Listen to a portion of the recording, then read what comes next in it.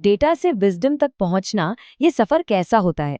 क्या ये सिर्फ कुछ भारी भरकम शब्द हैं या फिर हमारी समझ के अलग-अलग लेवल हैं? चलिए आज इसी सफर को थोड़ा करीब से जानते हैं। तो सबसे पहले सबसे बड़ा सवाल, हम सब दिन भर इन शब्दों का इस्तेमाल करते हैं, डेटा, इंफॉर्मेशन, नॉलेज और विजडम। पर क्या हम इनके बीच का असली फर्क जानते हैं? सच तो यह है कि ये सब अक्सर एक दूसरे में मिल जाते हैं, है ना? और यहीं पर इस पूरी बात की जड़ है। असल में ये सारे आइडियाज एक दूसरे से इतने ज़्यादा जुड़े हुए हैं कि किसी एक को समझने के लिए इन सबको एक साथ समझना ही पड़ेगा। ये बिल्कुल एक चेन की कड़ियों की तरह है, एक के बिना दूसरा अधूरा है। तो इस सफ़र के लिए हमारे पास एक तरह का नक्शा है, और ये नक्शा हमें दिया है सिस्टम थियोरिस्ट रसेल एकॉफ ने। उन्होंने इस पूरी चढ़ाई को समझने के लिए एक बहुत ही कमाल का फ्रेमवर्क तैयार किया था। तो चलिए इस सीढ़ी पर चढ़ना शुरू करते हैं। इसे DIKU लैडर भी कहते हैं, जो हमें सिंबल से शुरू करके सिंथेसिस तक ले जाएगी। ये है हमारे सफर का पूरा रोड मैप। 5 लेवल हैं, डेटा से शुरुआत, फिर इंफॉर्मेशन, नॉलेज, अंडरस्टैंडिंग और सबसे ऊपर विजडम। तो सबसे नीचे बुनियाद में है डेटा। इसे ऐसे सोचिए जैसे किसी रेसिपी के लिए कच्चा सामान, आटा, चीनी, नमक, ये सिर्फ सिंबल्स हैं। कुछ नंबर, कुछ शब्द जिनका अपने आप में कोई मतलब नहीं है, कोई कॉन्टेक्स्ट नहीं है, वो बस हैं। अब आता है अगला कदम, इंफॉर्मेशन।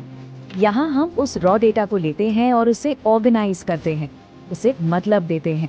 मतलब इंफॉर्मेशन वो डेटा है जिसे काम का बनाने के लिए प्रोसेस किया गया है। तो इंफॉर्मेशन की पहचान क्या है? ये हमें कौन, क्या, कहाँ और कब जैसे बेसिक सवालों के जवाब देती है। ये उन बिखरे हुए टुकड़ों को जोड़कर एक तस्वीर की शुरुआत करती है। सीढ़ी पर थोड़ा और ऊपर चढ़ते हैं और हम पहुंचते हैं नॉलेज तक। नॉलेज का मतलब सिर्फ जानना नहीं है, बल्कि उस इंफॉर्मेशन को इस्तेमाल करना है। ये हाउ टू गाइड की तरह है।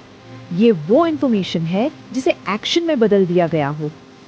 और यहीं पर एक बहुत बड़ा फर्क आता है।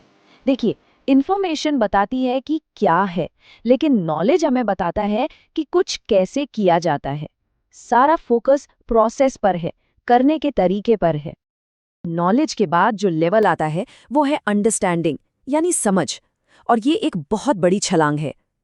अंडरस्टैंडिंग का मतलब सिर्फ ये जानना नहीं है कि कुछ कैसे होता है, बल्कि ये जानना है कि वो क्यों वैसे ही होता है। ये उसूलों को पकड़ना है। मतलब इसी लेवल पर आकर हम चीज़ों के कारण और असर को जोड़ना शुरू करते हैं। समझ हमें सिर्फ प्रोसेस को फॉलो करने नहीं देती, बल्कि इसके पीछे का लॉजिक, उसके पीछे का क्यों भी बताती है। और अब हम पहुंच गए हैं सबसे ऊपर, विजडम पर। और यकीन मानिए, ये सिर्फ एक और लेवल नहीं है, ये कुछ बिल्कुल अलग है। ये भविष्य के बारे में है। यहीं पर कहानी में सबसे बड़ा ट्विस्ट आता है। अब तक हमने जो भी देखा, डेटा, इंफॉर्मेशन, नॉलेज, अंडरस्टैंडिंग, ये सब का सब अतीत से जुड़ा है। ये हमें बताता है कि क्या हो चुका है। लेकिन विजडम भविष्य के बारे में है। ये बताता नहीं, ये भविष्य बनाता है। रसेल एकाफ ने विजडम को कहा है मूल्यांकित समझ। बहुत भारी शब्द है, पर मतलब सीधा है। इसका मतलब है कि आप सिर्फ क्यों नहीं समझते, बल्कि आप उस समझ को भी आंकते हैं, उसे परखते हैं और फिर उस पर कोई फैसला लेते हैं। विजडम का फोकस हमेशा आगे की तरफ होता है। इसमें एक विजन होता है, एक डिज़ाइन होता है। यह हमें सिर्फ हालातों को समझने की नहीं, बल्कि आने वाले कल को बनाने की, उसे एक आकार देने की ताकत देता है। तो सवाल उठता है कि डेटा से विजडम तक की ये चढ़ाई इतनी ज़रूरी क्यों है? मतलब ये सिर्फ कोई किताबी थ्योरी तो नहीं है ना? तो इस पूरे सफ़र से 3 खास बातें निकल कर आती हैं। पहली, ये एक प्रोसेस है, कोई भी सीधे विजडम तक नहीं पहुंच सकता। दूसरी, हर नया लेवल एक नई ताकत जोड़ता है।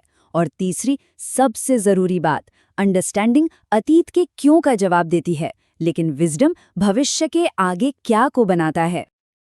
आखिर में ये पूरा का पूरा मॉडल हमें अपने आसपास के शोर शराबे को एक मतलब देने में मदद करता है, और फिर उस मतलब को एक ठोस एक्शन में बदलने का रास्ता दिखाता है।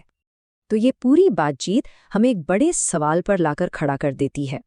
अगर नॉलेज का लेना देना अतीत से है और विजडम का भविष्य से, तो फिर सोचने वाली बात यह है कि हम अपनी जिंदगी में, अपने काम में क्या बना रहे हैं, नॉलेज या विजडम।